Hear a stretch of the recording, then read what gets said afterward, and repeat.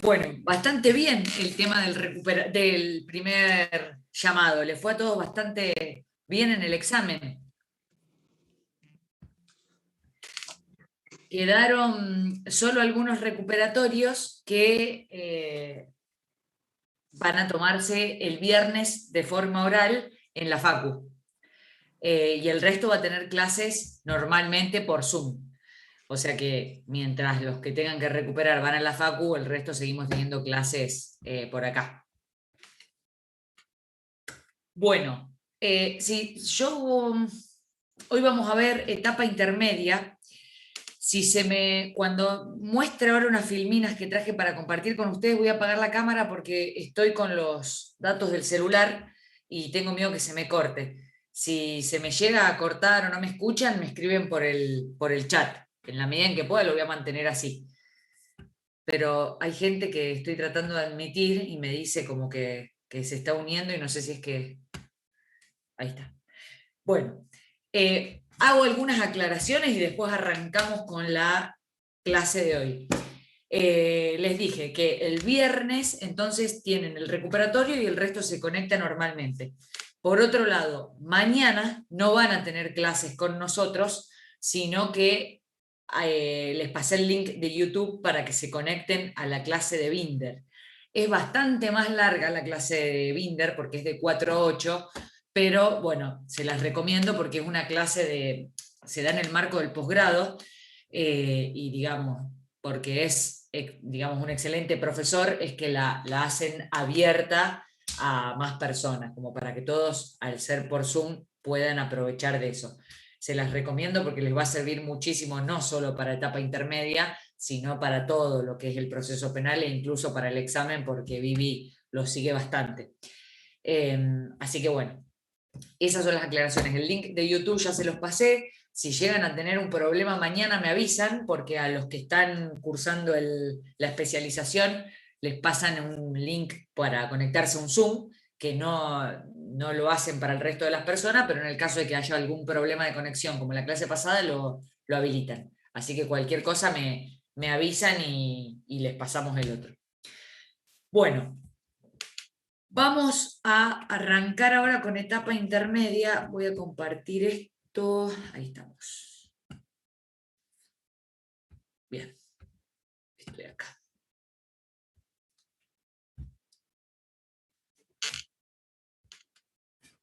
Como les había avisado antes en la clase, creo que fue en la clase de prueba, nosotros hasta acá lo que estuvimos viendo es todos los institutos del proceso penal paralizados. El rol del fiscal, el rol del juez, el rol del acusado, las víctimas en el proceso penal y algunos institutos alternativos a la salida al juicio oral, como suspensión de juicio a prueba, criterios de oportunidad y demás. Pero fueron cosas estáticas. A partir de este momento, de la etapa intermedia, ustedes van a empezar a ver, digamos, ya todo eso cómo se va relacionando e interactuando. Cuando hablemos de lo que hace el fiscal, no nos vamos a detener más en las funciones del fiscal. Cuando hablemos de que la defensa puede hacer determinado planteo, no nos detenemos más en las facultades de la defensa. Hasta acá se supone que ustedes eso ya lo tienen sabido. Pero a partir de este momento empieza, digamos, a todo eso a conectarse entre sí. Bueno, ustedes saben que la etapa intermedia, este cuadrito que lo vengo poniendo siempre, es el periodo que va entre la investigación y el juicio oral. La investigación penal preparatoria, con todas las características que nosotros vimos, va a terminar. ¿Cómo termina la investigación? ¿Cuál es el acto, digamos, que concluye la investigación en un proceso ordinario?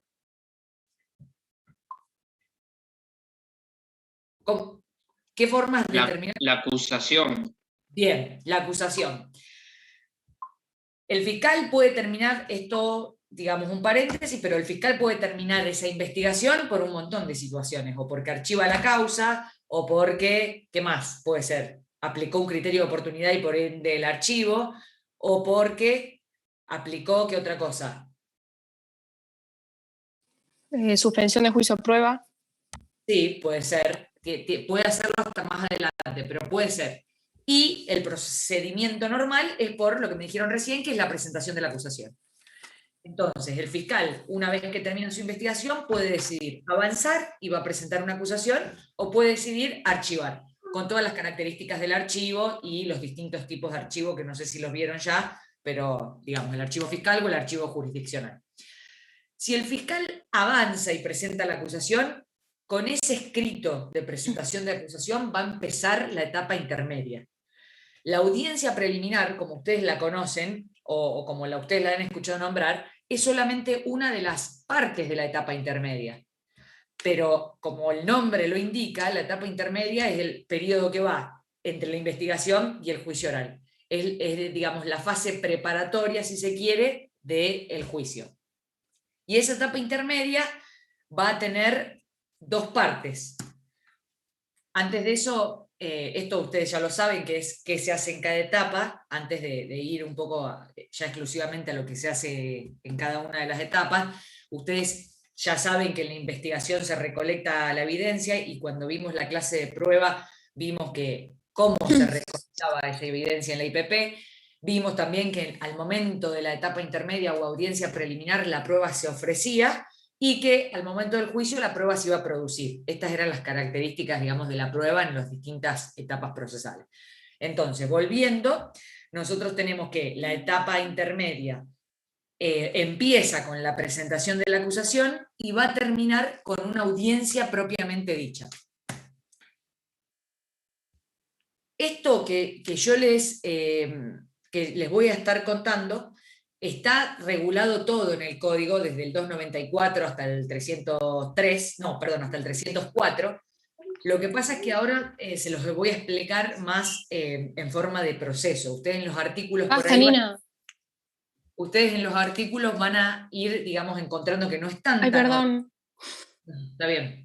Que no están tan ordenados como se los estoy diciendo, pero en esos artículos van a encontrar todo lo que estamos charlando. Bien, decíamos que la etapa intermedia tiene dos momentos. Por un lado, la presentación de la acusación, que tiene la doble característica de poner fin a la investigación, pero a su vez iniciar el periodo siguiente, que es la etapa intermedia. Esa presentación de la acusación se hace por escrito, la hace el fiscal, y obviamente si hay querellante también va a hacer su acusación, y con una determinada serie de requisitos que lo vamos a ver en un momento, pero que están enumerados en el artículo 294 y 295. Esta presentación, cuando el fiscal, digamos, considera que terminó su investigación, entonces va a ir a la oficina de gestión judicial y va a presentar la acusación. ¿Qué le parece que va a tener esta acusación? ¿Qué información? ¿Qué es la acusación? No va a tener los medios de prueba de los cuales se va a valer para probar toda su investigación, su tesis. Sí, eso es uno de los elementos. ¿Qué más? Si ustedes les dicen, bueno, no sé, el fiscal, no tengan miedo de decir lo que piensan, porque este tema no lo vieron, así que es normal que digan cosas que no son. Pero si a ustedes les dice el fiscal acusó, ¿qué les parece que hace? Además de pedir seguir a la etapa siguiente. Pide los datos del imputado. ¿Cómo? Los datos del imputado. Los datos del imputado. Empieza así. Primero empieza presentándose el fiscal, después va a decir que Laura Ricardo formalmente formalmente presento el requerimiento acusatorio contra fulanito. DNI tanto, domicilio tanto, hijo de profesión tal cosa, digamos, primero va a identificar bien al acusado. Y después, ¿qué va a tener que explicar? ¿Cuáles son los hechos por los que acusa a esa persona? ¿Y de dónde va a sacar los hechos el fiscal? De la evidencia que fue recolectando durante la IPP. Sí, pero ¿cuándo fue la primera vez que le contó los hechos? En la imputación. En la imputación. Entonces, la acusación no va a ser ni más ni menos que los hechos que le imputó. Puede ser que en la investigación haya imputado unos hechos y ahora tenga que, digamos, o que en el transcurso de la investigación tenga que variar esa imputación, porque considera que no tiene prueba, o al contrario, imputó de menos y ahora tiene un testigo que habla de más, entonces necesite ampliar eso. Pero lo que sí o sí tiene que suceder en la acusación es que tiene que ser congruente con la última imputación que hizo. O sea, la imputación no es que la va a presentar el día 1 y después esa imputación no se va a poder modificar. La puede modificar, pero tiene que ser congruente con los hechos que acusa. No puede decir en la imputación que Laura Ricardo robó, bueno, no así, descripta en hechos, pero que sustrajo una mochila a una persona de una parada de un colectivo, creo que es el ejemplo que veíamos cuando vimos prueba, y que al momento de la acusación diga que sustrajo una mochila y que además le ocasionó lesiones a la víctima. No puede decir eso porque los hechos por los que acusa serían diferentes a los que imputó. Entonces, el principio de congruencia exige que la acusación sea idéntica o los mismos hechos por los que imputamos.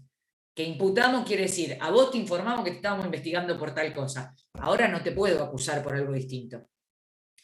Como les dije, puede ser que en esa presentación de la acusación o antes varíen los hechos. Que no va a pasar nada. Lo puede hacer, pero lo tiene que informar antes de acusarlo. Cuando lo acusa, tiene que ser el mismo hecho que fue imputado. Eso se va a presentar por escrito con los datos del imputado, la descripción de los hechos, la evidencia, como me soplaba creo que Rodrigo, y va a tener digamos, la enumeración de la prueba, pero no es solamente, después vamos a entrar a eso, pero no es solamente enumerar la prueba, sino que lo que se requiere es que él fundamente por qué la prueba que tiene le alcanza para pedir una sentencia condenatoria para esa persona. Es decir, que tiene que argumentar y explicar cómo esa prueba fundamenta los hechos que le imputa. No puede decir una acusación descripto, digamos, el momento del robo y después decir, bueno, la evidencia fundante es acta de procedimiento número 2535, declaración de Juan Pérez, declaración de Carla Raco, declaración de... No, porque eso no es fundar por qué tengo evidencia para probar esos hechos, sino que tengo que argumentar cómo esa prueba acredita cada uno de los extremos de los tipos penales que yo acuse. Esto se hace, y además tiene que tener algo muy importante, que es la petición que voy a hacer. ¿Qué es lo que quiero para esta persona? ¿A qué lo acuso? ¿Para qué lo acuso? ¿Qué es lo que quiero que pase o qué es lo que le pido al juez respecto de esa persona? Ahora, después vamos a ver un poco mejor cada uno de los requisitos, pero básicamente tengo que decirle al juez qué pretendo con esta acusación. Después, una vez que se presenta ese escrito, el requerimiento acusatorio con una serie de requisitos formales que ustedes después lo van a ver, el código está bastante mal regulado, es bastante confuso, por eso les digo que ustedes después lo lean detenidamente, yo se los voy a tratar de explicar cómo es, pero cuando ustedes lean van a encontrar alguna serie de dificultades porque los plazos están regulados de manera, en lugar de decir 10 días, dicen en no menos de 10 ni más de 20, en 5 días se puede, bueno, están regulados bastante defectuosamente. Pero presentada la acusación, se le va a correr traslado a la defensa. Y ahí lo que dice nuestro código es que la defensa podrá, y da una serie de alternativas que puede la defensa. Puede señalar vicios de la acusación, puede cuestionar la calificación legal, puede pedir el sobreseimiento. ¿Qué quiere decir esto? Que puede, por escrito, mencionar todos digamos, las diferencias que tenga con esa acusación presentada por el fiscal. ¿Qué problema tiene esto? Es que no hay sanción en el caso de que la defensa no responda. Es decir, el fiscal presenta la acusación, la defensa no hace nada, no hay una sanción para la defensa. Pero ¿qué problema nos va a traer si la defensa no responde? ¿Qué pasa?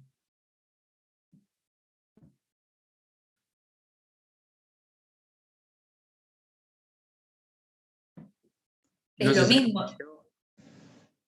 ¿Cómo? Nunca se sabe si le llegó, si... No, llegarle le va a llegar porque la Oficina de Gestión Judicial lo notifica y, digamos, a la Fiscalía también le llega esa notificación. Pero una vez que, digamos, esto no lo digan así, pero es de esta forma, la etapa intermedia tiene dos momentos, dos fases, una fase escrita y otra fase oral. En la fase oral, lo que se hace es argumentar y discutir sobre lo que presentamos por escrito. Es decir, cuando vamos a la audiencia preliminar, no vamos con algo diferente a lo que presentamos. El fiscal lo que va a hacer es ir y explicar lo que presentó por escrito, y lo mismo va a hacer la defensa. Obviamente, como es la acusación, se le corre traslado a la defensa, y la defensa tiene pleno conocimiento de esa acusación y de toda la evidencia que tiene el fiscal, pero el fiscal, si la defensa no responde, no tiene conocimiento de cuál es la postura del fiscal. O sea que el fiscal presenta la acusación y no sabe más nada hasta la audiencia. Si a la audiencia, yo soy fiscal y Rodrigo es el defensor, me pide el sobreseimiento, cuestiona la calificación legal, cuestiona los hechos, lo que va a pasar es que yo no voy a estar en condiciones de poder responder a lo que me dice Rodrigo. Tal vez sí, pero puede ser que necesite un tiempo para procesar, o incluso tal vez Rodrigo me pide que cuestione la calificación y me dice, no, mira, esto no es robo agravado por las violencias sufridas de la víctima, es robo. Y a mí lo que me dice él me convence, y entonces decido bajar la calificación a robo. Si yo no lo sé antes, la audiencia no va a ser litigada, digamos, de forma productiva, porque yo no supe qué es lo que él me iba a plantear. Y ahí puede ser que responda como fiscal a lo que me pidió el defensor, puede ser que no responda, puede ser que pida la suspensión para analizar lo que él me dijo. Generalmente lo que pasa es que el fiscal presenta la acusación, la defensa muy pocas veces responde y después pasamos a la audiencia oral. Y en la audiencia oral es el segundo momento, el momento, digamos, la fase oral de esta etapa, en donde vamos a litigar respecto de lo que se presentó por escrito, como les estaba comentando hace un ratito. En esa audiencia oral, lo que vamos a hacer entonces son dos cuestiones. Por un lado, controlar esa acusación, y por otro lado, ofrecer pruebas. Voy a repasar porque creo que para que quede claro, no sé si esto se entiende o no. La etapa intermedia tiene dos momentos. Empieza de forma escrita con la presentación de la acusación, la defensa puede responder o no. Y un segundo momento que es la audiencia preliminar propiamente dicha. En esa audiencia lo que vamos a hacer es discutir sobre la acusación, es decir, lo que presenté por escrito, y además ofrecer pruebas. Cuando en el examen les pregunte cuáles son los objetivos de la audiencia preliminar, ustedes tienen que decir que en principio son dos: controlar la acusación y ofrecer las pruebas. Pero a su vez tenemos un artículo, el 300, que nos habla del ofrecimiento de pruebas para la audiencia preliminar. Estas pruebas, el ofrecimiento de prueba para las audiencias preliminar, no es prueba para el juicio, es prueba para la audiencia preliminar. Es decir, que es prueba que se va a producir antes de que lleguemos al juicio, pero que no va a tener que ver con los hechos del juicio. No voy a discutir con esa prueba si robó o no robó. Si Rodrigo pide el sobreseimiento y me dice no fue, posiblemente quiera llevar prueba para demostrar que no fue, porque estaba trabajando, porque estaba en la facultad, porque ese día tiene un video en donde se lo filma, no sé, dando una nota en la televisión. Entonces, ¿para qué va a esperar Rodrigo el juicio si puede llevar la prueba ahí, demostrarle al fiscal que el acusado no estuvo y que lo sobresea antes?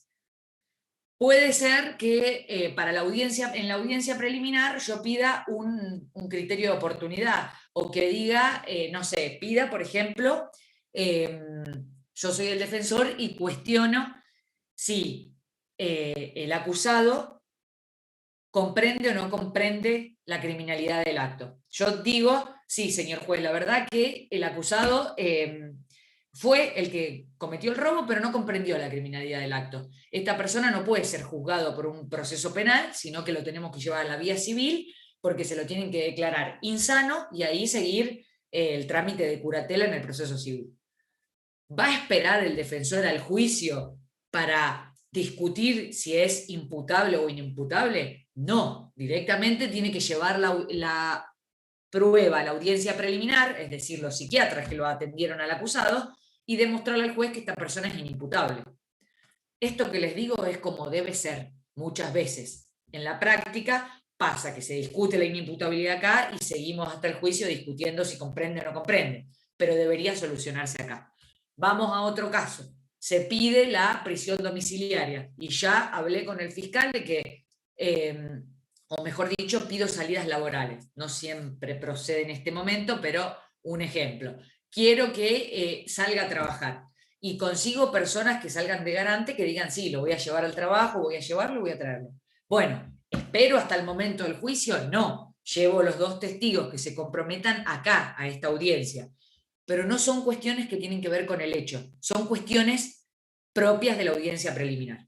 ¿Cómo sé cuáles son las cuestiones propias de la audiencia preliminar? Son las que me enumera el artículo, creo que es el 297, donde me habla de todas las facultades de las partes. En ese artículo, que me da un catálogo de posibilidades, todo aquello que requiera ser probado, lo voy a llevar a esa audiencia. Insisto, no es prueba del hecho. No llevo prueba para probar ni el robo, ni que es bueno, ni que es malo, ni que merece 5 años de pena o 10. Son cuestiones de la audiencia preliminar.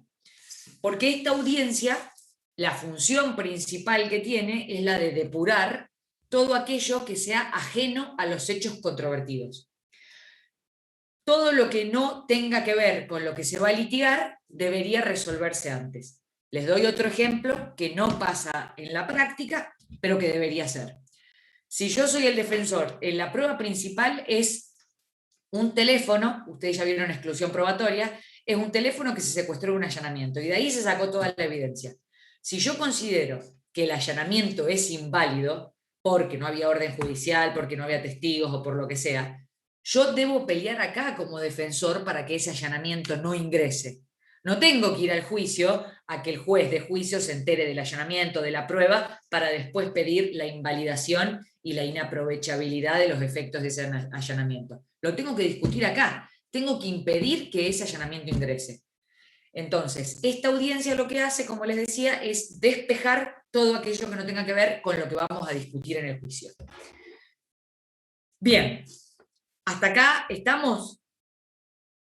2 momentos, dijimos, una parte escrita, la presentación de la acusación y eventualmente la respuesta, y la audiencia en sí misma. Vamos ahora a pasar a estos 2 momentos que son los más importantes de la audiencia, que es el control de la acusación y el ofrecimiento de pruebas. Ustedes los requisitos de la acusación los ven en el artículo 295, que les da todas las características que tiene que tener la acusación. Pero básicamente se resumen en estos 4. La primera característica, que esto de hecho lo trabajó Binder el miércoles pasado y lo va a retomar mañana. Lo va a retomar, supongo que va a ser una introducción de lo que se vio el miércoles y justamente dio control de la acusación. Básicamente son 4 características que hay que tener en cuenta, más allá de todas las formalidades que tenemos que cumplir en esa presentación. ¿Qué les parece que significa que la acusación tiene que ser completa?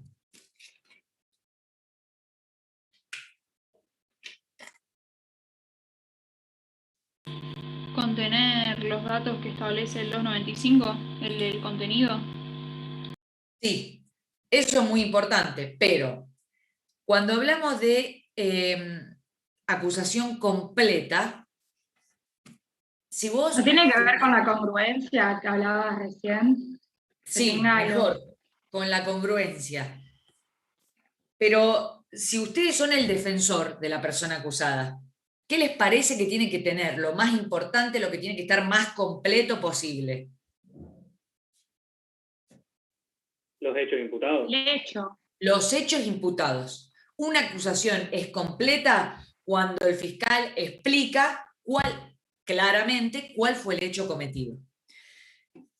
Acá hay una distinción, yo creo que en la Fiscalía hay un problema muy grande, esta es una opinión mía, no sé si es un problema, pero sí creo que hay un defecto muy grande en la presentación de los hechos. ¿Por qué? Porque ¿cuáles son los hechos jurídicamente relevantes? ¿Qué es lo importante de un hecho? Si a ustedes ¿Que les, tenga les- una sanción en el Código Penal? Sí, una sanción en el Código Penal. La ilicitud. La ilicitud. Si yo estoy hablando del delito de robo, ¿cuáles van a ser los hechos jurídicamente relevantes de eso? ¿Qué es lo importante? ¿Qué es importante para que la defensa pueda, valga la redundancia, defenderse, para que el acusado sepa y entienda qué es lo que le estoy diciendo y para que yo, fiscal, pueda lograr una sentencia condenatoria? ¿Qué es lo relevante de todos los hechos? Imagínense, si se acuerdan de ese caso de...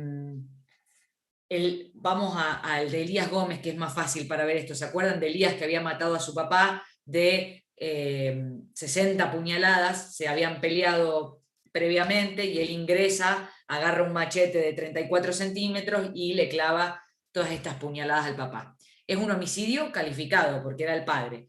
El tipo de homicidio calificado dice simplemente el que matare a otro. Y el calificado es el que matare a un ascendiente, descendiente, cónyuge, pareja o con quien haya tenido una relación de pareja. Lo jurídicamente relevante es el que matare a otro ascendiente.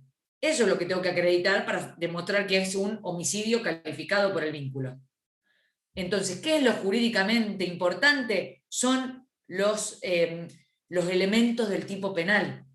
Todo lo otro, si lo mató de 34 puñaladas, si era de día, si era de noche, si se entregó, si no se entregó, dónde tiró el machete, son datos secundarios que me pueden servir para dar un contexto al hecho, porque no es lo mismo para Elías decirle, bueno, vos te fuiste de tu casa o te fugaste, a decirle vos te quedaste esperando a la policía. No es lo mismo porque eso va a hacer que el fiscal pida menos pena o más pena. En el caso del calificado siempre perpetua.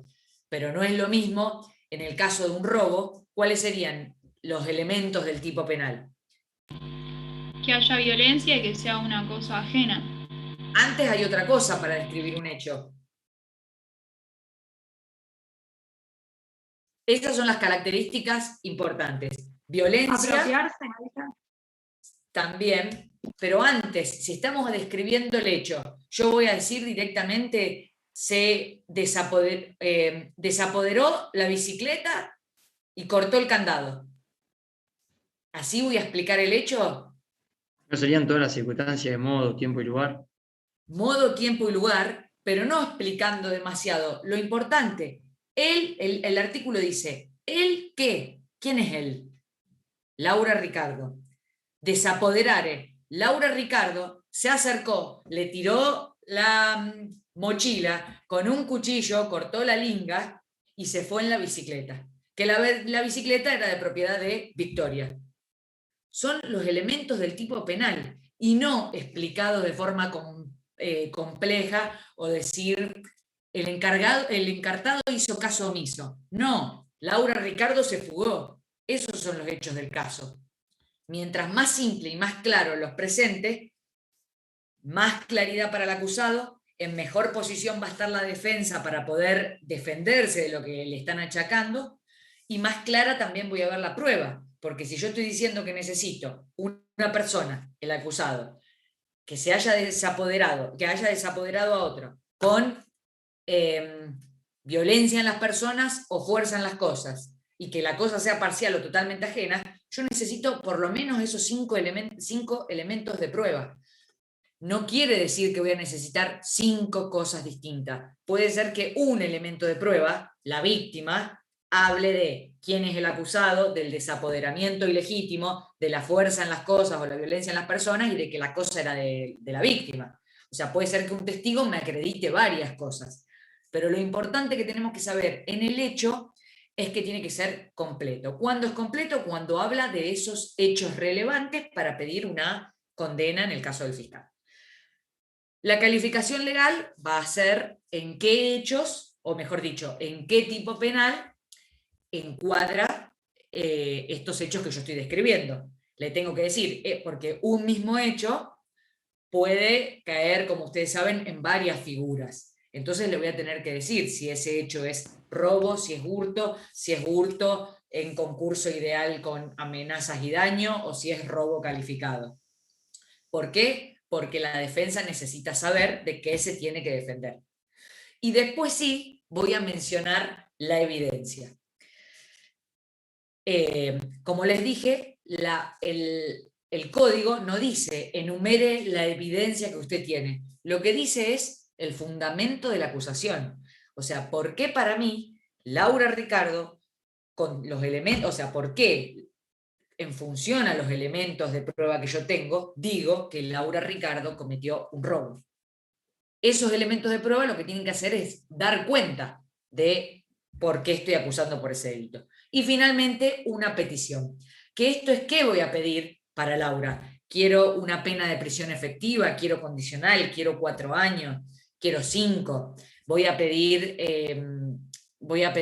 como les dije, una condena condicional. Bueno, ¿qué es lo que yo pretendo que haga el juez?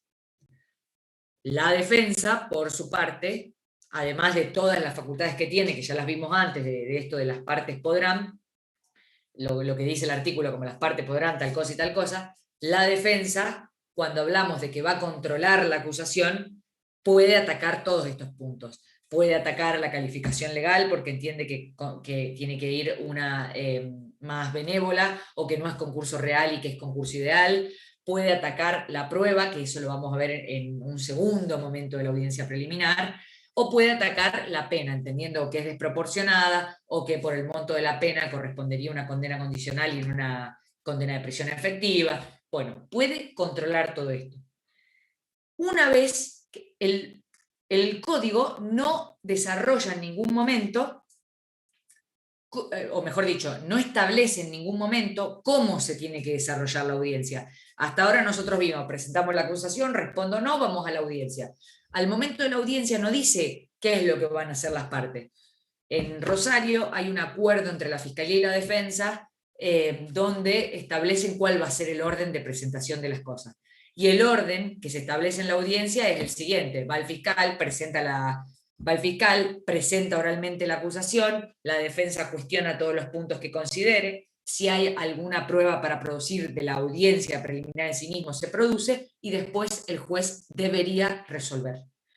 ¿Qué debería resolver el juez? Si el caso continúa hacia un juicio oral o si no continúa y se terminó ahí. Los jueces no están resolviendo ni ahora, ni antes, ni nunca, no resuelven después de la presentación de la acusación y el responde de la defensa, sino que lo que hacen es que una vez que se presentó la acusación, la defensa responde. Una vez que ocurre eso, la fiscalía ofrece la prueba, la defensa controla esa prueba, ahora vamos a ver cómo, y después ofrece la defensa y la fiscalía controla. Y después los jueces hacen una resolución con todo. Entonces, pasando en limpio, vamos a la audiencia, el fiscal explica cuál es su acusación, la defensa hace sus planteos, y una vez que ocurre eso, pasamos al segundo momento, que es el ofrecimiento de prueba en la audiencia preliminar. Ahora sí, ya el ofrecimiento de prueba no es para cuestiones propias de la preliminar, sino que el ofrecimiento de prueba es la prueba que necesito que venga al juicio. ¿Y cómo sé qué prueba necesito para el juicio? Es aquella que fundamenta cada uno de los hechos que yo atribuí. Y que esos hechos, como ya me vienen diciendo ustedes, los hechos atribuidos tienen que ser concordantes entre lo que imputé y entre lo que acusé. Tiene que ser el mismo hecho. Laura, sí. Perdón, ¿te puedo hacer una pregunta porque Sí. me perdí? Recién explicaste en Rosario cómo es el acuerdo para la prueba que decís. Se hace antes que el juez resuelve si proceder o no al juicio oral. No, así yo creo que debería ser. Presento mi acusación, Victoria me responde. Si el juez considera que esa acusación es, digamos, no responde a los requisitos de legalidad, supónganse que el homicidio es de 8 a 25, el homicidio simple, y yo pedí 40 años para esta persona y los hechos están mal atribuidos. Lo que debería hacer el juez en ese momento, para mí, es decir, bueno, usted, señor fiscal, no tiene un caso, o si considera que la prueba es endeble. Porque ¿para qué voy a ofrecer pruebas si después me van a decir, no, mirá, esa acusación no puede proceder? Pero bueno, lo cierto es que hoy se hace todo junto. Presento la acusación, me responden, ofrezco mi prueba, ofrece la prueba a la defensa y después el juez hace una resolución de todo, de si procede o no procede la acusación y de la prueba.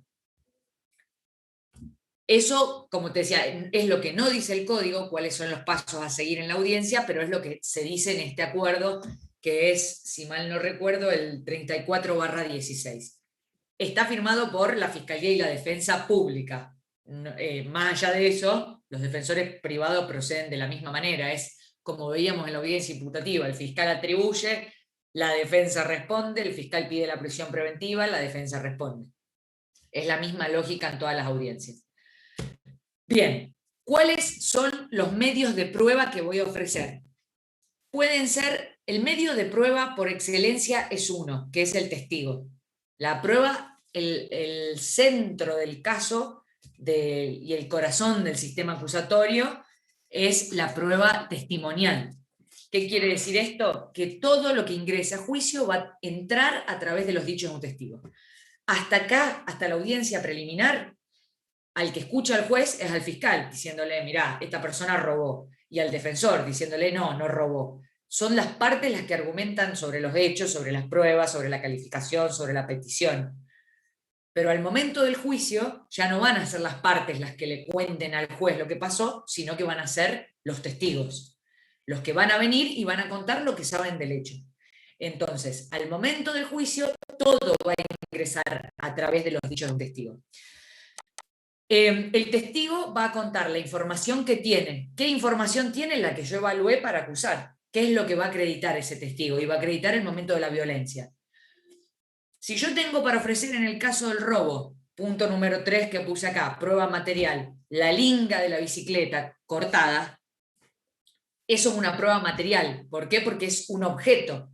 Ahora, ese objeto no puede el fiscal decir, señor juez, acá tengo el candado de la bicicleta que se cortó, porque el juez no tiene por qué creer que ese es el candado de la bicicleta, sino que, aunque sea una prueba material, el candado también va a tener que ingresar al juicio a través de los dichos de un testigo. Es decir, que el testigo se va a sentar, va a contar lo que vio, va a contar cómo yo fui, me acerqué a la persona, cómo yo corté ese candado, y me va a describir el candado. Y una vez que el testigo describa el candado, recién ahí el fiscal va a poder mostrarle ese candado. Y va a ser el testigo el que va a decir si es el candado, no es el candado. Si es el teléfono, no es el teléfono. Si es el arma que secuestré, no es el arma que secuestré. Esto lo vamos a completar cuando veamos juicio oral, la clase que viene creo que es. Entonces, la prueba por excelencia es la prueba testimonial. Y la prueba material y documental se ofrecen, yo tengo que decir, al momento de la audiencia preliminar tengo que decir, bueno, mi prueba testimonial es fulano, fulano, fulano. La prueba material es el candado, es el teléfono de la víctima y la mochila de la víctima. Y la prueba documental es, no sé, la factura de la compra de la bicicleta a nombre de la víctima. Todo lo voy a ofrecer, toda la prueba que yo necesito para el juicio, o sea, todo aquello que acredite los hechos del caso lo tengo que ofrecer, distinguiendo si es prueba testimonial, documental o material. Pero todo ingresa a través del testigo. ¿Se entiende esto? El artículo 326 prohíbe la incorporación por lectura, es decir, que el fiscal no puede leer una declaración previa, no puede leer una historia clínica, no, es el médico que firma la historia clínica el que se tiene que sentar y explicar qué dice esa historia clínica. También dentro de los medios de prueba tenemos esto de los medios de prueba, lo vemos también cuando vimos prueba en el artículo 159 y también en el 299 se especifica cuál es la forma del ofrecimiento, que básicamente es indicar el nombre completo de la persona, DNI, domicilio, y dice algo súper importante que es indicar qué circunstancia va a acreditar ese testigo. No puedo decir, enumerar 50 testigos y va a decir va a venir fulano, fulano, fulano y fulano. Porque el juez tiene que evaluar si toda esa gente es pertinente con relación al caso que me trae el fiscal. El juez no puede admitir cualquier cosa, sino que tiene que evaluar que esos testigos acrediten el caso del fiscal. Yo me refiero todo el tiempo al fiscal porque es el que presenta la acusación, pero si la defensa tiene una teoría propia y dice no fue por tal cosa, lo mismo corre para la defensa. Tiene que acreditar que el acusado no estuvo y que la prueba sea con relación a ese hecho. Los peritos, al igual que los testigos, es prueba testimonial porque por más que hagan una pericia, ingresa al debate a través de los dichos del testigo. La diferencia entre el testigo y el perito es que el perito tiene una experticia que el testigo no. Al testigo generalmente se lo llama por algo que percibió con su sentido, vio, escuchó, le dijeron, el testigo de oídas y digamos toda la discusión que hay respecto a eso, pero el perito generalmente no estuvo en el hecho, sino que es una persona experta que se la convoca a posterior para que haga un trabajo pericial. Supongan un accidente de tránsito. Si fue culpa de la víctima o culpa del acusado. Si estaba o en calles altas, si el regulador, fue culpa del plomero o de las instalaciones de Litoral Gas. Bueno, eso nosotros somos abogados y no peritos para determinar, hay cuestiones técnicas y por eso se los convoca a los peritos para que hagan un trabajo pericial. Puede ser que en un caso haya muchos peritos, el fiscal lleva 2 peritos y la defensa lleva 2 peritos, ¿y qué perito va a ganar? Aquel a cual el juez le crea.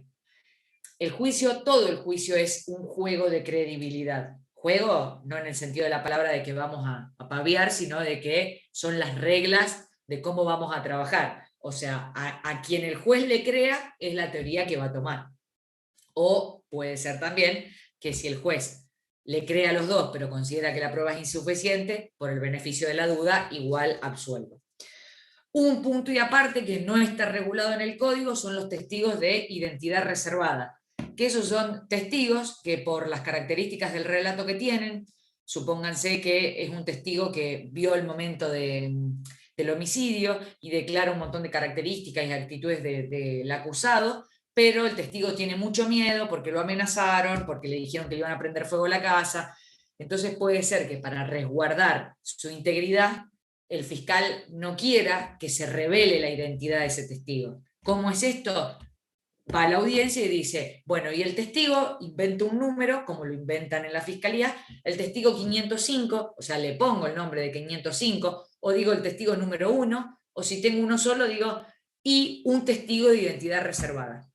Esto no está regulado en el código, sino que se ve caso a caso. Es para proteger la identidad, la integridad del testigo, y el juez evalúa si por el contenido del relato es preciso de que se resguarde su identidad y también va a establecer hasta cuándo, si hasta antes del juicio, hasta 10 días antes. Eso se discute en la audiencia. Bueno, voy un poco rapidísimo porque son un montón de cosas de audiencia preliminar y como mañana no vamos a tener la clase nosotros, se va a trabajar prueba exclusivamente, hay cosas que las voy a pasar más por alto. Si queda alguna duda, obviamente que la vemos la semana que viene, que seguro nos volvemos a encontrar. Bueno, hasta acá entonces estamos, presento la acusación por escrito, la defensa contesta no, vamos a la audiencia. Digo la acusación oralmente, la defensa responde a eso y luego el fiscal va a ofrecer la prueba. Esa prueba, y la defensa va a cuestionar esa prueba. ¿Por qué? Supónganse que yo digo el testigo de identidad reservada. La defensa va a querer oponerse, porque va a decir, no, ¿cómo de identidad reservada? Yo tengo que saber quién es ese testigo, tengo que tener acceso a la documentación, porque tengo que poder controlar lo que dice, porque puedo ofrecer prueba con respecto a lo que dice, porque tengo que demostrarle al juez que ese testigo es un mentiroso. Por lo que sea, puede oponerse la defensa a determinados testigos. Siempre va a resolver el juez. Lo mismo en el caso de la defensa. Si la defensa ofrece determinados testigos que la fiscalía considera que no son creíbles o no tienen que ver con el objeto del proceso, se puede oponer. ¿Cómo se oponen? ¿Cómo funcionan estas oposiciones? Muy simple. El fiscal mencionó toda la evidencia que tiene y después le corren traslado a la defensa. Y la defensa dice, me voy a oponer al testigo, no sé, a Camila, me voy a oponer a Victoria, me voy a oponer a Laura y va a explicar por qué se opone. Lo mismo cuando llega el turno de la defensa. una vez que hizo las oposiciones la defensa, el fiscal argumenta de por qué quiere que esos testigos se queden. Hago un paréntesis. Cuando les digo testigos de identidad reservada, lo que se preserva es la identidad, nunca el contenido. Obviamente que puedo resguardar aquellos datos del contenido que le hagan saber a la defensa quién es. No puedo decir, bueno, yo vivía en calle Pellegrini al 700, y no, porque se van a dar cuenta. Eso de la declaración lo voy a resguardar también, todos los datos que lo hagan ubicable. Bien, una vez que entonces la defensa hizo las oposiciones y el fiscal defendió la prueba que quería, le toca a la defensa. La defensa ofrece la prueba de la misma forma que lo hace el fiscal, y el fiscal se va a oponer si considera que algún medio de prueba lo perjudica o no tiene que ingresar. Esto es muy importante porque va a determinar qué prueba va a escuchar el juez de juicio. Y si para la defensa hay algún medio de prueba, el allanamiento con el secuestro del celular, que lo perjudica porque considera que ese allanamiento es inválido y que no puede ingresar, es muy importante lo que vamos a hacer acá con la prueba, porque depende de esa discusión si el celular ingresa o no ingresa a juicio. Y que el celular no ingrese quiere decir que los jueces de juicio van a condenar a una persona sin tener acceso a todo eso. Nunca se van a haber enterado que hubo un allanamiento, que hubo un secuestro de un teléfono y que en ese teléfono hay mensaje del acusado diciendo yo lo maté. Nunca lo van a saber. Entonces, esta audiencia es muy, muy importante porque nos va a determinar eso. ¿Qué información vamos a llevar después? Ahora, una vez que ocurre todo esto, viene el rol del juez. ¿Qué es lo que hace el juez? El juez va a resolver los planteos de las partes. ¿Y cómo resuelve? Va a decir, la prueba es admisible o no es admisible. Hay en el 299 algo que es súper fundamental, que hoy no se respeta mucho, pero que es un renglón que dice que en caso de que las partes no acrediten o no digan qué circunstancia van a probar, el juez no puede admitirlos. Eso quiere decir que si yo no le digo al juez para qué viene fulano, el juez no lo tiene que admitir. Ya vamos a ver por qué, pero es muy importante y digo que hoy no sucede porque si bien acreditan para qué viene, se dice muy general, como por ejemplo, viene Federico a hablar de todas las circunstancias del hecho. Bueno, eso no determina bien a qué viene Federico. Lo vamos a ver en un momento más. ¿Cuáles son los criterios que tiene el juez para admitir o no admitir esa prueba? Básicamente son 3: legalidad, pertinencia y sobreabundancia, que también lo vimos cuando hablamos de prueba 159. Estos son los criterios y parámetros básicos que tiene que tener en cuenta el juez para decir si viene el testigo Juan o no viene el testigo Juan. Legalidad, ya lo saben, que es que ese medio de prueba se haya obtenido en función a los requisitos que el código establece, si es un allanamiento que sea con una orden válida, si es una detención también, que haya una orden del fiscal, que haya 2 testigos, digamos, son las características y los requisitos que se exigen para una determinada prueba. La pertinencia es que, como les dije hace un momento, lo que viene a decir ese testigo sea con relación al hecho. Imagínense un caso de abuso sexual. La defensa no puede ofrecer, y la fiscalía dice que, digamos que la fiscalía lleva al acusado que abusó con acceso carnal a la víctima. Y viene la defensa y dice, no, pero miren, la víctima ya había tenido relaciones sexuales con un montón de personas y ofrece a 5 exnovios de la víctima. Algo que parece una locura, pero pasa. Bueno, el juez esa prueba no la tiene que admitir, porque acá no estamos cuestionando la libertad sexual de la víctima, sino si la violaron o no la violaron en esa oportunidad. Entonces, la pertinencia, el juez no puede admitir prueba que no tenga que ver con el objeto del proceso. O sea, ¿qué estamos discutiendo? ¿El robo? Bueno, la gente que tiene que ver es la del robo, o puede ser también, en el caso de la defensa, que ofrezca testigos que llaman de concepto, es decir, que vengan a hablar de quién es el acusado. No es lo mismo un acusado que se dedique a robar que un acusado que tenga trabajo, tenga escolaridad, que ese día salió a robar para darle de comer a sus hijos, digamos, vienen a hablar de quién es la persona, de lo que llamamos mensura de la pena y que está en el artículo 40 y 41 del Código Penal. Pero entonces, pertinente es que esa prueba sea con relación a lo que discutimos. Y después tenemos el tercer requisito, que es la sobreabundancia, que es mucha evidencia para hablar de un solo punto. ¿Puede el fiscal llevar 10 testigos para hablar de un allanamiento? Y puede, pero es un poco excesivo. ¿Puede el defensor llevar a 10 testigos para hablar de que el acusado era bueno? Puede, pero es excesivo. Entonces, el juez de lo que se tiene que asegurar es que haya prueba legalmente obtenida, que sea con relación al hecho que vamos a discutir y que sea la prueba, digamos, moderada, ni poca prueba ni muchísima prueba.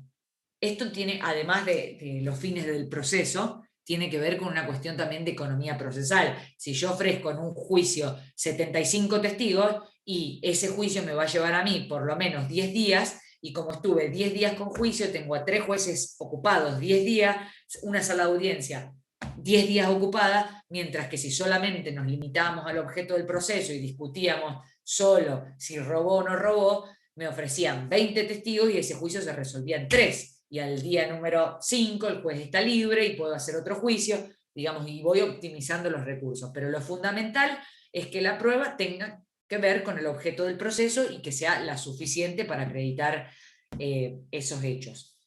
Esto de la sobreabundancia hoy es un problema muy grande porque la audiencia preliminar no se respetan los tiempos que el código establece y se hace muchísimo tiempo antes del juicio. Esta audiencia está pensada para que este dato que les voy a decir no lo van a encontrar de un artículo, sino que lo hice sumando plazos, pero como mucho, en 60 días de la audiencia preliminar se lleva a cabo el juicio. 90 si se llega a recurrir algo, pero como mucho, en 60 días tendríamos que estar de esta audiencia llegando al juicio. Hoy tenemos una demora muy grande y hace que esta audiencia al juicio oral pase entre un año y medio, 6 meses. Entonces, ¿cuál es el problema de esto? Que ni el fiscal ni la defensa preparan bien sus casos. ¿Por qué? Porque el fiscal ofrece toda la prueba que figura en el legajo y lo mismo hace la defensa, o tal vez la defensa no ofrece nada. ¿Por qué pasa esto? Porque el fiscal no sabe de acá a 6 meses si va a contar con todos los testigos o no.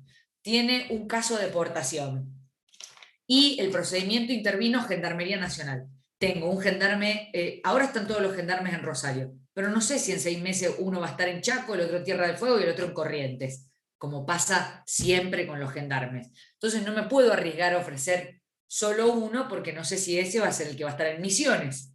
Entonces ofrecen toda la prueba. Y eso lleva al problema que tenemos hoy en la práctica, lo paso por arriba para no hacerles mucho lío, pero es si después, una vez que el testigo está admitido, las partes pueden decir que el testigo no venga. Es decir, el fiscal ofreció 70 testigos, llegamos al juicio y quiero que 40 no vengan. ¿Puede el fiscal decir, che, estos 40 no me los traiga? Lo mismo la defensa. ¿Puede decir eso? Si el fiscal dice, che, estos 40 no me los traiga. Y la defensa dice, sí, pero yo, ¿sabes qué? El testigo 31 y 32 sí los quiero. ¿El juez tiene que dejar que declare aunque la defensa no los admitió? Bueno, esto es lo que llamamos prueba de parte o prueba del proceso, que es si la prueba que se ofrece es solo del fiscal y solo del defensor, o si una vez que la ofrezco es una prueba común y es de todos. No está regulado en el código, pero es una discusión, digamos, actual de quién es la prueba. En mi opinión, la prueba es del proceso. Si el fiscal y el defensor no quieren a esa prueba, ofrecí a un testigo y al momento del juicio no la quiero, debería poder desistirla y no tener consecuencias. La posición contraria es que una vez que el testigo está ofrecido, tiene que pasar y declarar. O bien, lo que hacen es correrle traslado. Yo no quiero al testigo 34. Entonces, lo que hace el juez es decirle al defensor, ¿usted quiere al testigo 34? Sí, lo quiero. Entonces pasa a ser testigo de la defensa. O sea que el criterio del juez de si la prueba es de parte o del proceso, también lo que va a hacer es, digamos, determinar qué prueba ingrese y qué prueba no. La mayoría de los jueces consideran que la prueba es de parte, pero hay todavía quienes consideran esto que es del proceso. Bien, esto es simplemente para que vean, es un quilombo. Esto es un análisis que hice de los juicios que fueron, no de todos, tomé en este caso algunos, pero lo hice de todos los juicios, de, digamos, la cantidad de testigos que son ofrecidos y la cantidad de testigos que realmente declaran. O sea, fíjense en el primer cuadro estoy, el fiscal ofrece 25 testigos, antes de empezar el juicio desiste de 6 y en el juicio desiste de 5.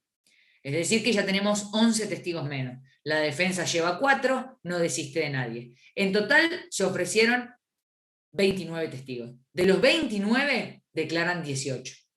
Fíjense en los casos más graves, digamos, de 97 testigos, estoy en uno de los primeros cuadritos, se desisten 56 y declaran 29. Con esto les quiero mostrar que si no se prepara bien la prueba y si no pensamos bien qué prueba queremos llevar, después lo que pasa es que terminamos desistiendo de un montón de testigos y obviamente que esto no es el fin de la audiencia preliminar, sino que el objetivo es que preparemos bien cuál es la prueba que necesitamos para acreditar nuestro caso.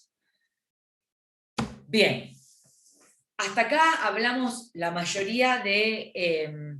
la mayor parte de la acusación, las características de la acusación y lo que puede la defensa controlar. Ahora, ustedes saben que todo el legajo de la fiscalía, la defensa tiene acceso, que puede ver todas las declaraciones en todo momento, pero que la fiscalía no ve la investigación de la defensa. ¿Qué les parece? ¿Que la defensa tiene que mostrar su investigación o no? ¿Tiene que el defensor mostrarle al fiscal cuál es la prueba que tiene?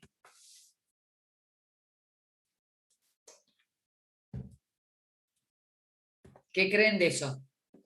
Si son defensores, ¿le tienen que mostrar o no la prueba? En No realidad era no es. una obligación para el fiscal, pero para las partes, para el defensor no. Bueno, el código no establece nada, no habla de la investigación de la defensa, sí el Código Nacional, pero mi opinión también, no es lo que dice el código, porque el código no dice nada, es que obviamente la defensa no tiene que mostrar toda su investigación, pero sí tiene que mostrar las declaraciones de los testigos que ofrece, porque si no, el fiscal, ¿cómo va a saber si cuestiona la legalidad, pertinencia de la prueba, si no sé qué vienen a decir? Lo mismo la querella no tiene que mostrar toda la prueba que tiene que mostrar aquella que ofrezca. ¿Esto para qué? Para que podamos debatir en la audiencia preliminar realmente sobre si esa prueba tiene que ingresar o no y discutamos en el juicio únicamente lo que tiene que ver con el hecho. Si yo no sé de qué viene a hablar el testigo, no leí su declaración, tampoco voy a saber si el testigo es pertinente o no es pertinente. Esto es, digamos, una discusión constante. Lo que me interesa que sepan es que nadie gana un juicio por esconder las declaraciones, sino que todo lo contrario. Cuando ustedes vean juicio oral y estudien credibilidad del testigo y de la prueba, van a ver que mientras más creíble es su testigo, más creíble va a ser para el juez y por tanto más a favor de su pretensión. Si el testigo, yo como defensor, no entregué la declaración previa, y la preliminar fue en el fines del 2018 y llegamos a juicio a fines del 2019, no es que el fiscal me la va a dejar pasar en el juicio. Al momento del juicio, el fiscal se va a encargar de hacerle preguntas al testigo para demostrar que ese testigo antes no había declarado nunca. Entonces, ¿cómo un testigo tan importante durante un año no vino a declarar? Entonces, nadie gana un juicio por esconder su estrategia. Todo lo contrario. Mientras más claro y más abierto sea en lo que ofrezco, el fiscal tiene que mostrar toda su investigación, lo beneficie o lo perjudique.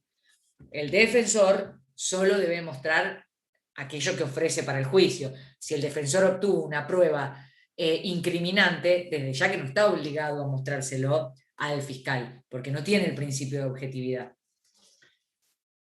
En ese caso, respecto de qué debe hacer el juez, bueno, el juez, además de analizar todos estos requisitos de la prueba que vimos, legalidad, pertinencia y sobreabundancia, debería tratar de establecer, si esa prueba pasa estos niveles de estos criterios, debería pedirle a la defensa que entregue esas declaraciones previas. A veces las tienen, a veces no, a veces les ponen un plazo para entregarlas y otras veces llegamos al juicio todavía reclamando las declaraciones previas de la defensa. Pero bueno, esto va a ser algo que se va a discutir ahí en la audiencia. Bien. Profe, Sí. en el caso que también, además del fiscal, haya un querellante, ¿la defensa tiene también acceso a la investigación de la querella, tanto como la del fiscal, o ahí es diferente? No, es igual que lo de la defensa. Tanto la defensa como el querellante defienden una parte. Entonces el fiscal a lo único que debería tener acceso es a lo que se ofrece para el juicio. El mismo ejemplo para la querella. Si la querella encuentra una prueba desincriminante, no tiene por qué contarla al fiscal ni al defensor. Mientras que si el fiscal la encuentra, sí tiene que ponerla a disposición. Pero la querella también actúa por un objetivo, digamos, único. No sé si respondía a tu pregunta con eso. Sí, gracias. Bueno, voy a pasar algunas cosas porque si no, no voy a llegar y les voy a dejar la cabeza. Es muchísima información. Bueno, algunas cuestiones que... Acá está. Algunas cuestiones a tener en cuenta, que las paso rápidamente. El juez en la audiencia preliminar, ¿cuál es el rol de la audiencia? Primero, el juez puede impulsar, también está establecido en el 159, puede impulsar a lo que llamamos acuerdos probatorios. Que los acuerdos probatorios son hechos que las partes no van a discutir. ¿Cómo es esto? En el caso, uno de los últimos juicios supermediático, el caso de balaceras. 14 hechos de balaceras que dispararon contra casas de funcionarios, personal policial y demás.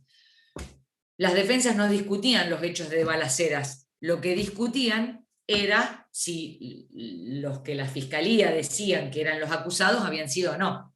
Concretamente no se discutía que a la casa del juez X se le disparó, se discutía si Cantero tuvo algo que ver o no.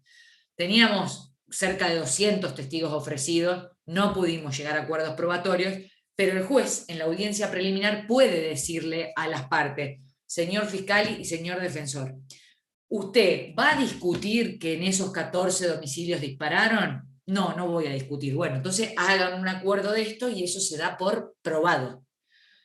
La consecuencia del acuerdo probatorio es que ahí nos ponemos de acuerdo en que un hecho ocurrió de determinada manera. El día 29 de mayo, a las 5 de la mañana, 2 personas pasaron en una moto y dispararon 17 tiros contra el edificio de Buenos Aires 1742. Nos ponemos de acuerdo, ese hecho ocurrió así, y al juicio le contamos al tribunal el acuerdo. Le vamos a contar este hecho, pero no vamos a llevar prueba de eso que los dos nos pusimos de acuerdo.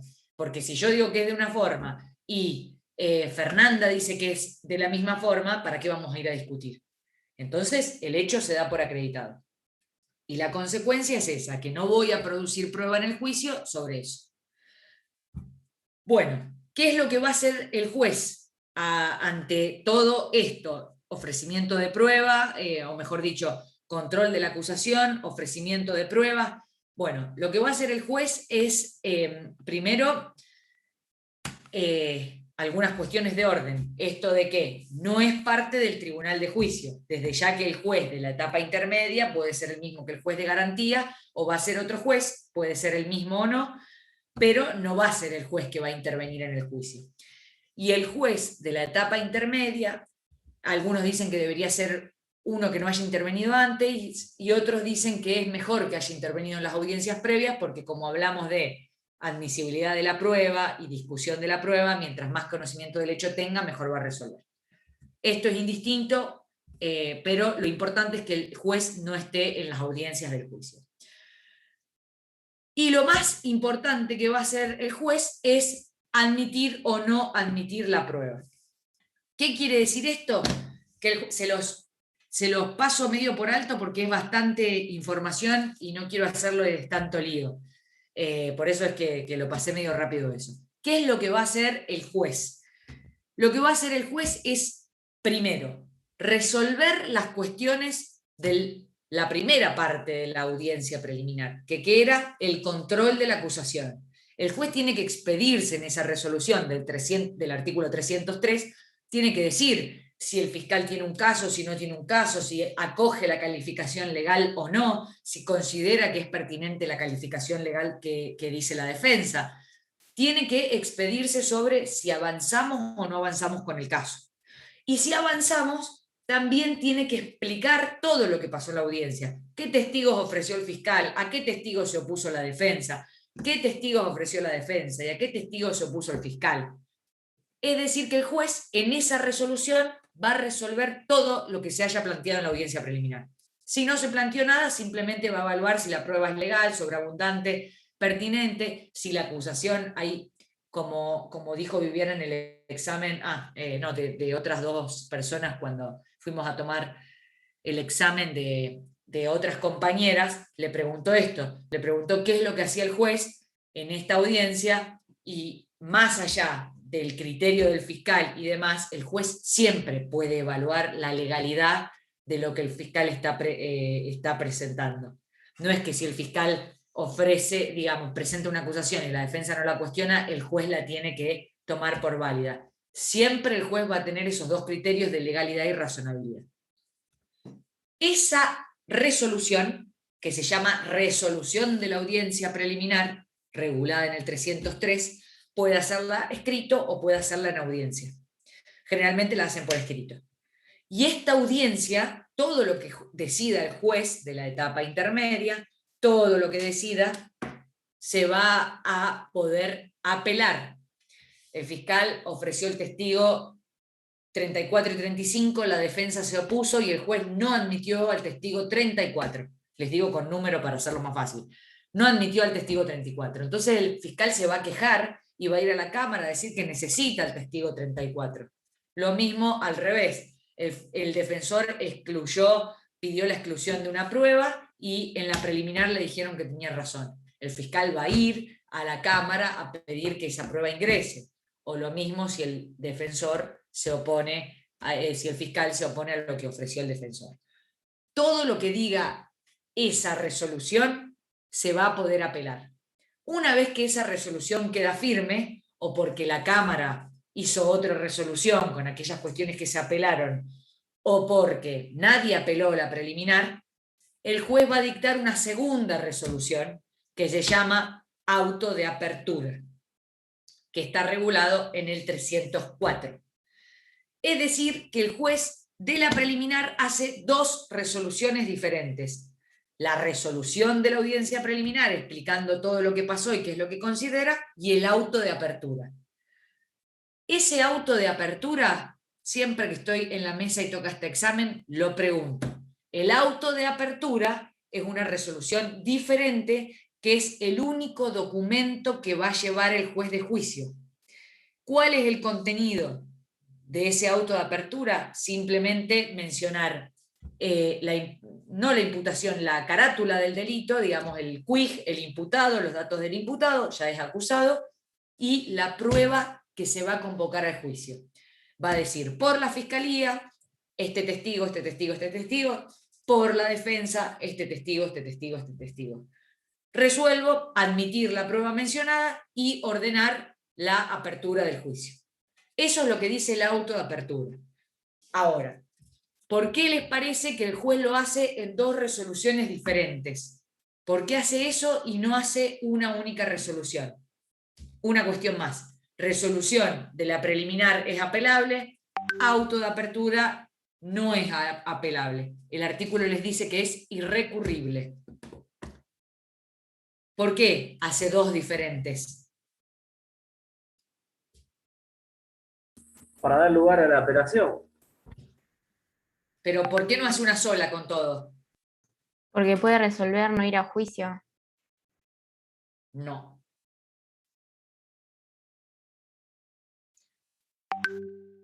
Porque si hace una única resolución, cuando el juez de juicio le llegue el auto de apertura, va a leer todo lo que pasó en la audiencia preliminar y va a leer lo que se discutió, los planteos que se hicieron de la prueba, va a leer todo lo que las partes hayan dicho. Y el juez de juicio se va a contaminar, porque ya va a saber cuál es la prueba, cuáles son los planteos, cuál es la disconformidad de la defensa. Entonces, no puede el juez de juicio tener conocimiento de lo que pasó en esa audiencia. Por eso el juez de la preliminar, en la audiencia que más útil es en la preliminar, porque el juez se puede meter y decirle al fiscal: señor fiscal, no le entiendo nada a su caso, explíqueme, ¿para qué viene este testigo? A ver, léame la declaración. A ver, fiscal, usted... a ver, defensor, usted va a discutir esto, y si no lo va a discutir, ¿por qué no le acuerda al fiscal? Digamos, se puede meter en el caso para lograr o acuerdos, reducción del caso, o que el juicio sea lo más prolijo posible. Si el juez del juicio tiene acceso a toda esa información, se contamina. Entonces se hacen dos resoluciones. Una, que el juez tiene amplias facultades y habla y explica y argumenta sobre lo que decide, y la otra con la única información que va a llegar al juez de juicio, que son los testigos admitidos. Y eso es lo único que va a tener el tribunal de juicio. Por eso hace dos.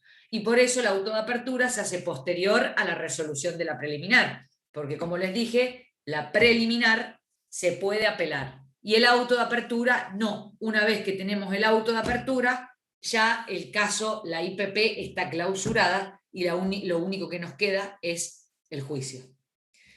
¿Cuál es la utilidad de este auto de apertura? Que va a ser la hoja de ruta con la que yo voy a guiar todo mi caso. ¿Por qué digo guiar todo mi caso? Porque no se va a poder producir absolutamente nada que no esté en ese auto de apertura. Y acá tiene importancia también esto de decir para qué llevo a los testigos, para qué quiero que cada testigo se presente al juicio. Les voy a mostrar, para cerrar, un video cortísimo de una audiencia de juicio oral, 7 u 8 minutos, para que entiendan la dinámica y la importancia de este auto de apertura. El caso era el siguiente. Era un homicidio en donde era un homicidio entre una pareja que, digamos, se da en un contexto privado, en la habitación. La casa tenía planta baja y planta alta. En la habitación en donde estaba la pareja, Diana y Walter, Walter saca un arma y le da 2 tiros a Diana. Cuando llega a la fiscalía, lo que le dicen es: se suicidó, tenía muchísimos problemas, se suicidó. Pero en la casa, en la parte de arriba, había una puerta un tanto así abierta, y la hija de Diana y Walter se acerca al fiscal y le dice: Walter, pum pum, mamá. Es todo lo que dijo la nena de 3 años. Entonces, por un lado teníamos la versión que decía los familiares de la defensa: se suicidó, y por otro lado una nena de 3 años que estaba diciendo: Walter, pum pum, mamá. La discusión era que la defensa decía que la nena no había podido ver lo que decía que estaba viendo, porque atrás de esa puerta había como un armario que impedía que la puerta esté abierta. La fiscalía decía que esa puerta sí podía estar abierta. Entonces, un punto de discusión era si la nena había o no había podido ver. Ese es el contexto del caso. Acá lo que van a ver ustedes es un testigo ofrecido por la defensa. Vemos la discusión y después, para cerrar, me cuentan qué es lo que piensan de esto. Ahí vamos. Antes de poner play, tengo que compartir esto. Ahí está. Bueno. Esta puerta estaba fija, cerrada, no se abría nunca por un tema. Se escucha, ¿no? De intimidad mía con mi esposa. ¿Cuál es la puerta que estaba bloqueada ahí en el plano? ¿Nos la puede mostrar? Sí. Si quiere pararse y señalarla con el dedo.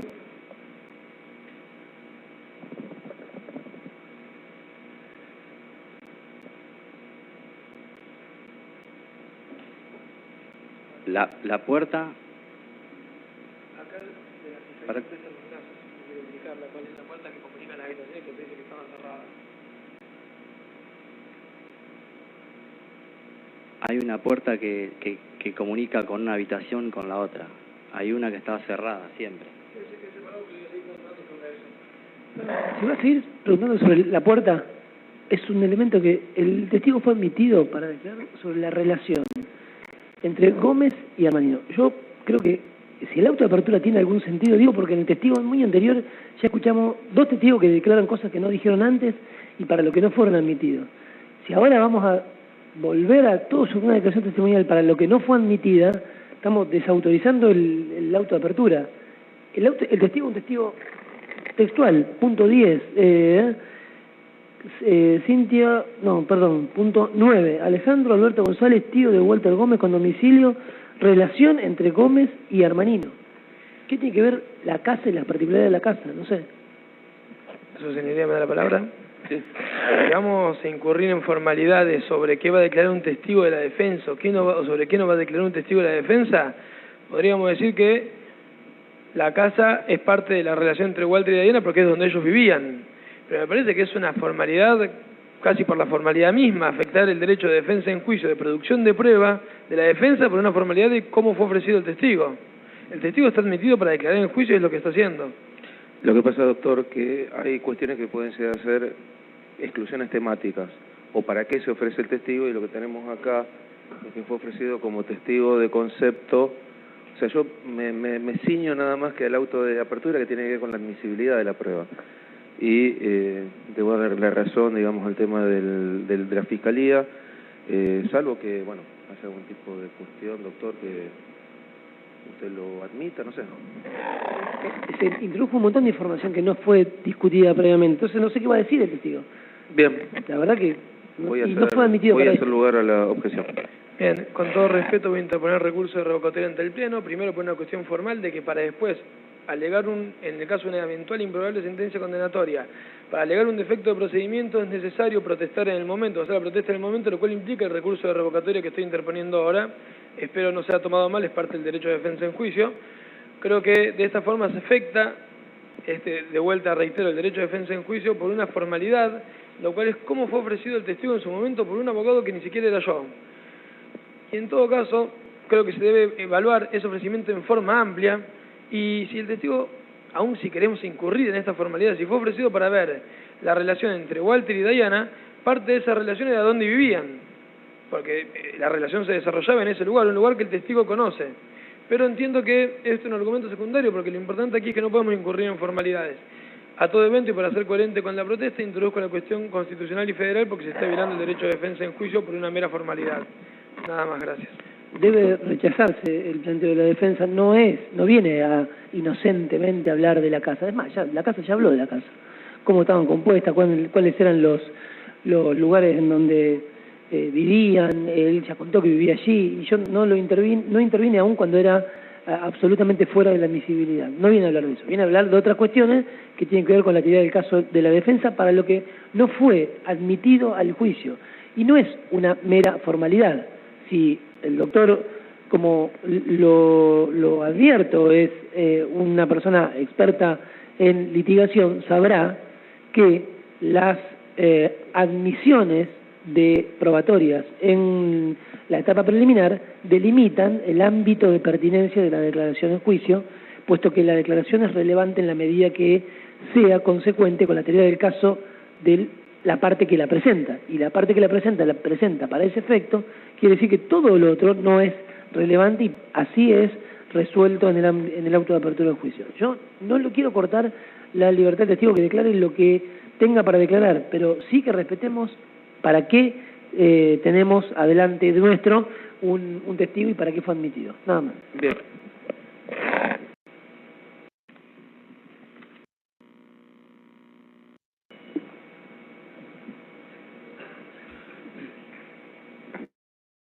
Bien, este tribunal por unanimidad decide rechazar la revocatoria interpuesta por la defensa, teniendo presente el planteo constitucional que ha señalado. En cuanto a la fundamentación, bueno, señalar lo que ya manifesté, pero es puntualizando, se entiende que no es un formalismo. Estamos hablando y que al no haber un formalismo ni un agravio, no hay una afectación al derecho de defensa. Esto tiene que ver con una cuestión de cómo se lleva adelante el proceso acusatorio. El proceso acusatorio, el final del camino es el juicio oral, pero hay una etapa como es la audiencia preliminar en la cual se trabaja lo que es la admisibilidad de la prueba. Y en ese marco, y por eso pregunté, tiene que ver con el tema de el marco temático con el cual se admitió y que por lo que tenemos acá, y que lo único que podemos referenciarnos nosotros es lo que dicen las partes, pero sobre todo el auto de apertura a juicio. Y habla sobre el tema de la relación entre Gómez y Armanino. Esto también no es una cuestión formal, sino que hace a la igualdad de armas, hace el tema del principio de buena fe procesal. Bueno, vieron que esta resolución, el auto de apertura, tiene implicancias. Perdón, Gabriel, que habías escrito en el chat y lo acabo de ver. La defensa decía que se suicidó de 2 tiros, la fiscalía decía que no, que lo había matado él. Les decía, el auto de apertura tiene implicancias muy grandes porque no solamente vamos a mencionar qué testigos vienen, sino a qué vienen. Fíjense que acá fue ofrecido para hablar del concepto y la defensa decía, no, bueno, pero dentro del concepto también están las características de la casa. Y el juez no lo dejó hablar de las características de la casa. Con esto voy a que no es simplemente mencionar la prueba, sino es decir para qué viene esa prueba. Y eso va a ser lo que va a limitar a las partes de lo que puedan preguntar en la audiencia de juicio. Entonces, la audiencia preliminar es un trabajo muy importante de pensar la pertinencia de la prueba y para qué quiero que venga el testigo. Y el juez, obviamente, en el auto de apertura va a decir quién viene y para qué viene. Y esa va a ser la única información que va a entrar después al juicio. Para terminar, no se pueden olvidar de estas funciones de la preliminar. Control, o sea, que la preliminar tiene 2 momentos, la presentación por escrito y la audiencia preliminar en sí misma, mejor dicho, la etapa intermedia, la presentación de la acusación y la audiencia preliminar. La función principal es el control de la acusación y el ofrecimiento de la prueba, que el juez va a tener los criterios para evaluar la prueba, mañana lo van a ver mejor, pero de legalidad, legalidad, pertinencia y sobreabundancia, y que el juez va a resolver, tiene amplias facultades para hablar sobre la prueba, hacer acuerdos probatorios, tratar de que las partes lleguen a acuerdos, y el juez va a hacer 2 resoluciones, una con todo lo que pasó en la preliminar y una solita del auto de apertura, que va a ser el único documento que se le va a dar al juez de juicio. Bueno, ¿estamos? Bueno, creo que otro resumen no podría haber hecho. Estoy a punto de fallecer, porque iba que no llegaba. Así que bueno, espero que no se les haya hecho tanto lío, y si no, la clase que viene, bueno, que Dios los ayude, porque ya se terminó etapa intermedia. No, mentira. Si tienen alguna duda, lo ven en el práctico, pero si les toman etapa intermedia, le van a preguntar lo que les estoy diciendo. ¿Cuáles son las funciones? ¿Qué es esto de la prueba propia de la audiencia preliminar? Las 2 resoluciones y los criterios. Y siempre acuérdense que más allá de las amplias facultades del fiscal, el juez siempre tiene esos 2 criterios superiores, que son la legalidad de lo que le proponen y la razonabilidad. Bueno, hasta nunca. Terminamos acá y nos vemos, nos vemos creo que la semana que viene. Y si